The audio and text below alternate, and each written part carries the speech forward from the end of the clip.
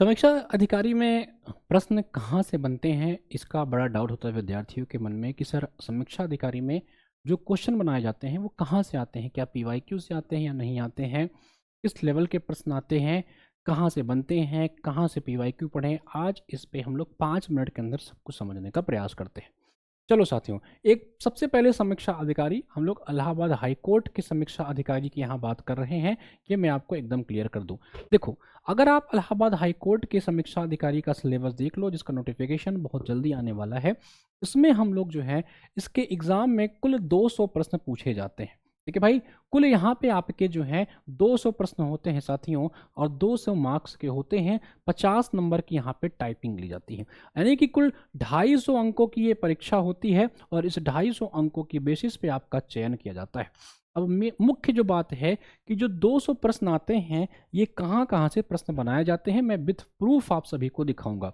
अगर मैं इसको यहाँ पे तोड़ करके आपको दिखाऊं तो जीएस में इसमें कुल 12 टॉपिक्स आपसे पूछे जाते हैं साथियों, और यहाँ से करीबन 110 से ज़्यादा प्रश्न आपकी परीक्षा में देखने को मिलता है इन 200 प्रश्नों में। निगेटिव मार्किंग यहाँ पे नहीं होती है, इसका सभी साथी लोग ध्यान देंगे। यहाँ पे करंट अफेयर का लगभग 1 साल का करंट अफेयर पूछा जाता है, जहां से 10 से ज़्यादा सवाल पूछ लिए जाते हैं। कंप्यूटर साथियों यहाँ बेहद इंपॉर्टेंट रोल प्ले करता है, 20 से ज़्यादा प्रश्न यहाँ कंप्यूटर के पूछे जाते हैं। मैथ और रीजनिंग भी इसमें आता है, करीबन 20 प्रश्न यहाँ पे मैथ रीजनिंग के साथियों देखने को मिलते हैं, और साथ ही साथ हिंदी और इंग्लिश के भी साथियों 20 से ज़्यादा प्रश्न यहाँ पे दिखाई पड़ते हैं। 200 प्लस प्रश्न आपको इस परीक्षा में देखने को मिलते हैं, 200 प्रश्न आपको इस परीक्षा में देखने को मिलते हैं साथियों, और 50 मार्क्स की यहाँ टाइपिंग होती है। कट ऑफ की मैं बात करूं तो इसकी कट ऑफ जो है 160 से ज़्यादा ही जाती है, इससे कम के स्कोर पे आप सुरक्षित नहीं माने जाते हो। इसकी तैयारी कैसे करनी है, कैसे प्रश्न आता है, इसका आप लोग एक लाइव एग्जाम्पल के माध्यम से समझिए।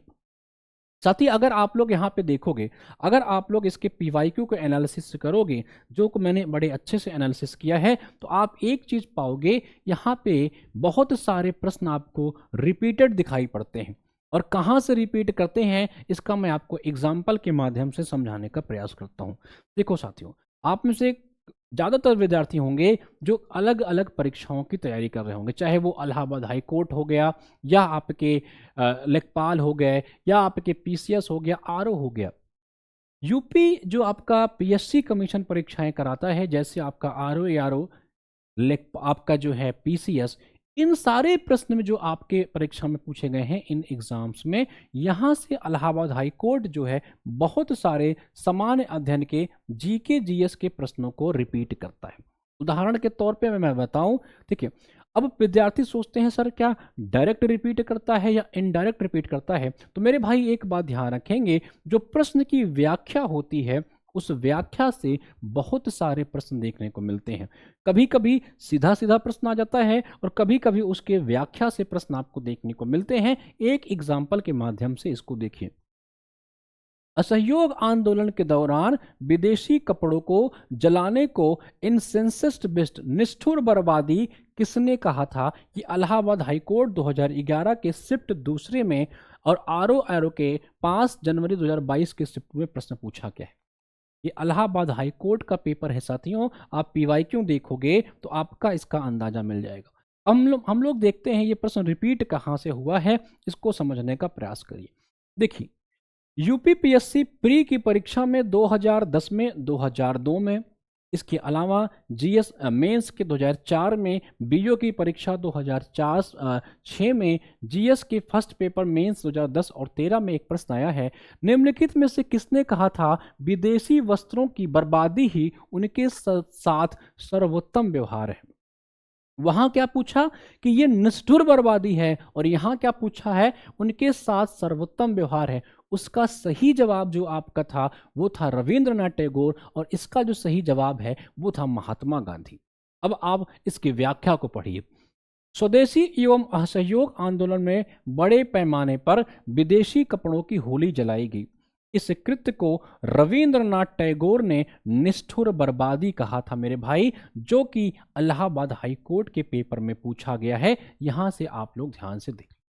क्या कहा गया है, किसने इसको जो है निष्ठुर बर्बादी कहा या इनसेंसिस्ट बेस्ट कहा। एक छोटी सी शब्दावली को बदल करके व्याख्या को उठा करके प्रश्न बना दिया गया है साथियों, और ये मोस्ट इंपॉर्टेंट प्रश्न है, कम से कम 10 बार कमीशन ने पूछा है। ये मैंने आपको मात्र एक एग्जाम्पल दिखाया है। ऐसे 110 से ज़्यादा जो जीएस के प्रश्न परीक्षा में आरओ एआरओ में आते हैं, उसमें से 100 प्रश्न डायरेक्ट इनडायरेक्ट होते हैं प्रीवियस ईयर क्वेश्चन के, वो भी प्रीवियस ईयर किसके, यूपी पीएससी कमीशन के। इलाहाबाद हाईकोर्ट अपने प्रश्नों से ज़्यादा यूपी पीएससी कमीशन के प्रश्नों को रिपीट करता है। इसका एक और एग्जाम्पल आप चाहें तो देख सकते हैं। ठीक है भाई, अगला एग्जाम्पल देखिए, निम्नलिखित में से कौन सा नेता असहयोग का एक हिस्सा नहीं थे। ठीक है, ये कब पूछा गया है, आरओ 2022 में इलाहाबाद में कोर्ट में। M A. Ansari, Annie Besant, Abul Kalam Azad या हकीम अजमल खां, कौन नहीं थे? सही जवाब है एनी बेसेंट। ठीक है, बाकी 3 ऑप्शन देख लीजिए, एम.ए. अंसारी, अबुल कलाम आजाद, हकीम अजमल खां। अब ऐसा प्रश्न कहाँ पे आया हुआ है? ऐसा प्रश्न यूपी पीएससी प्री हिस्ट्री 2009 में आया हुआ है। ठीक है भाई, कहा था कौन नेता असहयोग आंदोलन का हिस्सा नहीं थे? एम.ए. अंसारी, वहां भी ऑप्शन, जिन्ना वहां ऑप्शन नहीं थे, कलाम साहब ऑप्शन में, हकीम अजमल खां। इसका मतलब हो गया कि वहां पे एनी बेसेंट का नाम दिया था, यहाँ पे जिन्ना का नाम दिया है। प्रश्न में 3 ऑप्शन सेम रखा गया, एक ऑप्शन बदल के इलाहाबाद हाई कोर्ट ने यानी कि एनटीए ने प्रश्न बना दिया, और ये प्रश्न पूछा गया है साथियों, इसको ध्यान रखेंगे। ठीक है भाई, तो ऐसे प्रश्न कमीशन बार बार रिपीट करता है, यानी कि एनटीए जो क्या करता है, जिस भी स्टेट का एग्जाम कराता है उस स्टेट के टॉप ऑर्गेनाइजेशन के प्रश्नों को रिपीट करता है। अगर एनटीए राजस्थान का पेपर कराएगा तो राजस्थान का टॉप ऑर्गेनाइजेशन का जो है प्रश्न रिपीट करेगा। ये यूपी का करा रहा है तो यूपी पीएससी के प्रश्न को डायरेक्ट इनडायरेक्ट उठा करके आपसे पूछता है। ठीक है भाई, चलो और प्रश्न देखते हैं पॉलिटी के। कह रहा है कि निम्नलिखित में कौन सा भारतीय संविधान 42वें संशोधन में शामिल नहीं था? ठीक है, which of following was not included in the 42nd amendment 1976? प्रस्तावना में परिवर्तन, फंडामेंटल ड्यूटीज ऐड करना, राष्ट्र की एकता को बदलकर राष्ट्र की एकता और अखंडता करना, या मतदान की आयु को 21 वर्ष से घटा करके 18 वर्ष करना। इसका सही जवाब था option number D, Allahabad high court में आया हुआ है, क्योंकि 61वां संविधान संशोधन का प्रश्न था। ठीक है भाई, चले अब एक प्रश्न आया हुआ है। यह प्रश्न कहां पे पूछा गया है? यूपी पीएससी ने पूछा है, एई के 2021 में, 2007 10 14 में, 2004 में, 15 में, पीसीएस 21 में, 2012 में भारत के किस संविधान संशोधन के द्वारा मतदान की उम्र 21 से घटा करके 61 कर दी गई मेरे भाई? इसका सही जवाब है, मैंने आपसे कहा दोस्त, अगर आप इस प्रश्न को पढ़े होते तो आप इस प्रश्न का जवाब हलवे की तरह करके आते। इसलिए इस बात को समझिए कि यूपी पीएससी कमीशन जो है बहुत सारे प्रश्न को रिपीट करता है, और यूपी पीएससी के बहुत सारे प्रश्न को आपका जो है इलाहाबाद हाईकोर्ट रिपीट करता है, यानी कि एनटीए रिपीट करता है। नाबार्ड का प्रश्न पूछा गया है आपके आरओ एआरओ में, नाबार्ड का गठन कब हुआ? अब मैं आपको एक प्रश्न दिखाता हूं जो यूपी पीएससी का बड़ा फेवरेट प्रश्न है। ठीक है, चलो एक प्रश्न यूपी पीएससी कई बार पूछा है, अभी सबसे लेटेस्ट आरओ के मेंस में पूछा था कि इनकी स्थापना का क्रोनोलॉजी लगाओ। नाबार्ड का, स्वयं सहायता ग्रुप के लिंकेज का, किसान क्रेडिट कार्ड का, क्षेत्रीय ग्रामीण बैंक का। तो यहाँ के अगर आप एक्सप्लेनेशन पढ़ लेते तो जो इलाहाबाद हाईकोर्ट का नाबार्ड पूछा गया है उसको तो आप कर ही लेते, और इतने एक्स्ट्रा फैक्ट आपके तैयार हो जाते।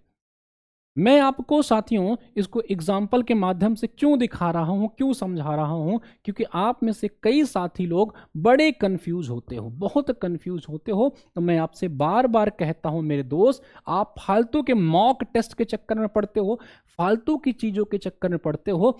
अगर जो ये आपके 110 प्रश्न हैं, ये मैंने सिर्फ आपको अभी जो है किसके प्रश्न दिखाए हैं? सिर्फ जीएस के दिखाए हैं। तो ये जो साथी मैंने आपसे कहा है कि ये जीएस के जो 110 प्रश्न हैं, अगर इसमें आपने पीवाईक्यू पढ़ लिया, यानी कि यूपी पीएससी कमीशन का अगर आपने पीवाईक्यू लगा लिया और आपने यहाँ पे जो है लूसेंट पढ़ लिया, तो 100+ प्रश्न आपकी परीक्षा में आपको डायरेक्ट देखने को मिलेंगे। अगर आपने इसको ढंग से पढ़ लिया, शॉर्ट नोट्स तैयार कर लिया होगा तो 100 से 105 क्वेश्चन यहाँ फंसने के चांस बढ़ जाते हैं केवल इतना कर लेने से। एक साल का करंट अफेयर आप किसी मैगजीन से पढ़ के जाओ, 7-8-9 क्वेश्चन डायरेक्ट मिलेंगे। सिर्फ मैं जीएस करंट की बात नहीं कर रहा हूं साथियों, अगर आप कंप्यूटर का भी पीवाईक्यू लगा करके चले जाओ, ठीक है, चाहे वो किसी भी परीक्षा में आया हुआ हो, तो 25 में 20 में आपके जो हैं 17, 18, 19 क्वेश्चन आपको केवल और केवल पीवाईक्यू से देखने को मिलेंगे। इस परीक्षा में एक्चुअली में कंपटीशन कठिन प्रश्नों का है ही नहीं। इस परीक्षा में कंपटीशन एक्चुअली में सरल प्रश्नों को गलत ना करने का है। जिस दिन आप इस बात को समझ जाओगे उस दिन आप इस परीक्षा को क्रैक कर जाओगे, नहीं तो लगाते रहोगे मॉक, पढ़ते रहोगे चीजों को और परेशान होकर के उलझे रह जाओगे। मैथ्स रीजनिंग की मैं बात करता हूं, हिंदी इंग्लिश की मैं बात करता हूं। मैथ्स रीजनिंग का आप एसएससी का चाहे तो एमटीएस का पेपर लगा डालिए, अगर और अच्छे लेवल का चाहते हैं तो सीएचएसएल का लगा दीजिए, और अच्छे का चाहते हैं तो सीजीएल लेवल का प्री के प्रश्न लगा डालिए। इसमें केवल एमटीएस सीएचएसएल लेवल के प्रश्न आपसे पूछेंगे। उठाओ एसएससी, उसके जो पिछले 1 साल का पेपर हुआ है उसके प्रैक्टिस सेट को सॉल्व कर डालो।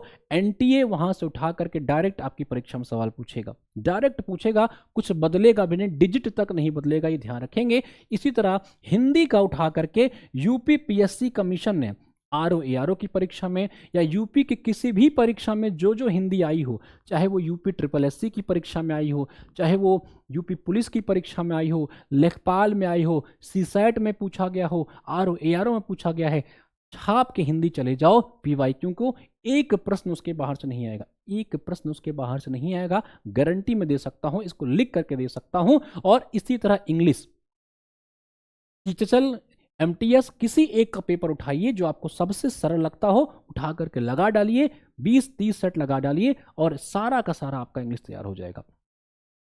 एचएन अध्ययन इसी चीज पे जोर देता है, हम आपको फालतू का बरगलाते नहीं हैं। हम बैच भी चला रहे हैं तो आपसे बार बार कहते हैं साथियों कि हमारा बैच बिल्कुल चल रहा है, लेकिन आप बैच चाहे लीजिए चाहे मत लीजिए, आप पीवाईक्यू को जरूर पढ़िए, अच्छे से पढ़िए पीवाईक्यू को। हमारा बैच आप जब देखोगे, इस बैच में जो हम लोग बैच चला रहे हैं इलाहाबाद हाई कोर्ट के आरओ का, इस बैच में आप जब जाओगे ना, इस बैच को बाई करोगे तो इसमें हमने टॉपिक वाइज पीवाईक्यू क्लासेस आपको दे रखी हैं। जो बच्चे जुड़े होंगे उन्हें पता होगा, आप इसके थ्योरी पार्ट को देखिए चाहे मत देखिए, लेकिन ये टॉपिक वाइज पीवाईक्यू क्लासेस 120 से ज्यादा हमने इसमें पीवाईक्यू की क्लासेस दे रखी हैं।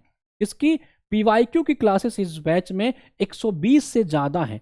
आप थ्योरी छोड़ दीजिए, इसका थ्योरी मत पढ़िए, लेकिन जो ये 120 क्लासेस हमने दे रखी है 120 घंटे की, ये यूपी पीएससी कमीशन का ही पीवाईक्यू है और एक एक प्रश्न की इसमें व्याख्या की गई है, ताकि आपके माइंड में सिर्फ उसका ऑप्शन ही नहीं, जो व्याख्या आता है ना, वो भी घुस सके।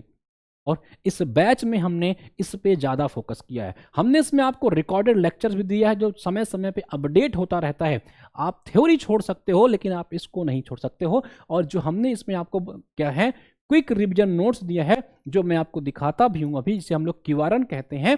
इसमें हमने लूसेंट के ही चीज़ों को कंपाइल कर रखा है। घटना चक्र और जितने भी स्टैंडर्ड चीज़ें मार्केट में हैं बिखरी हुई हैं, उसको कंपाइल करके आपको दे दिया है।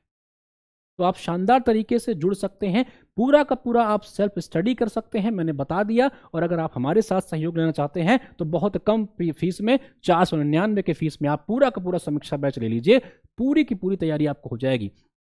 इसकी थ्योरी क्लास आप करिए चाहे मत करिए, आपके ऑप्शन पे है, लेकिन जो 120 से ज़्यादा पीवाईक्यू क्लास हैं वो आपको जरूर करना है। थ्योरी तो हम लोग देते हैं, ठीक है। उसके अलावा जिन साथियों को केवल इंग्लिश कंप्यूटर चाहिए वो 149 में इंग्लिश कंप्यूटर क्लास ले सकते हैं। जिनको क्लास वास नहीं चाहिए, केवल हमारा नोट्स चाहिए, आप सिर्फ नोट्स भी लेकर के पढ़ सकते हो, ठीक है। चलो भाई, अब कई साथी कहते हैं सर आपके जो क्विक रिवीजन नोट्स हैं वो कैसे मिलेंगे, कहाँ मिलेंगे? आपको बैच में मिलेंगे, ठीक है। कैसे नोट्स होंगे एक बार मैं आपको दिखा भी देता हूं कि हमारे जो क्यूआरएन नोट्स हैं ये आपको कैसे मिलेंगे, कैसे आप शानदार, हम उसमें आपको बहुत फालतू चीज नहीं दे रहे हैं, हम आपको सिर्फ वही दे रहे हैं जहां से परीक्षा में प्रश्न बनता है।